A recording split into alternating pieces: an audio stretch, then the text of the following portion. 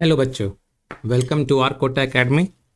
सी हमारे पास जो क्वेश्चन है उसमें पूछा गया है the least stable resonating structures among the following carbocation.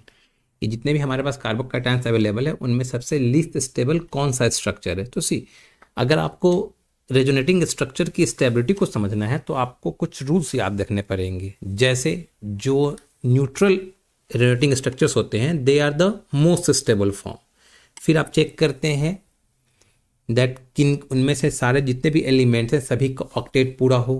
अगर वहाँ पे चार्ज डेवलप हो रहे हैं तो लाइक चार्जेस जितने ज़्यादा मैक्सिमम डिस्टेंस पे उतना अच्छा है क्योंकि रिपल्सन मिनिमम हो जाएगा, और अनलाइक चार्जेस जितने नज़दीक हों उतना फिर बेटर होता है ताकि उनके बीच में एक पॉजिटिव और नेगेटिव चार्ज के बीच में अट्रैक्शन डेवलप हो जाए। ठीक है, so based on those criteria अगर हम यहाँ देखें ध्यान से तो सारे के सारे जितने भी स्ट्रक्चर्स हमारे पास गिवन है वो सब के सब क्या हैं, चार्ज है। ओके, तो आप फर्स्ट में देखें तो यहाँ equal number of positive and negative charge available है।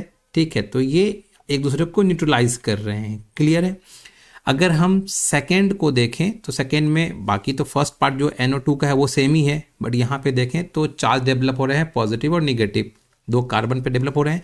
अब यहाँ से ये निगेटिव इस पॉजिटिव के पास तरफ है और यहाँ से ये इसके तरफ भी है, तो this negative is neutralise based on this two positive. But अगर आप थर्ड वाले को देखो तो क्या हो रहा है, दोनों पॉजिटिव नियर बाई है तो रिपल्सन यहाँ क्या होगा, बहुत ज़्यादा होगा।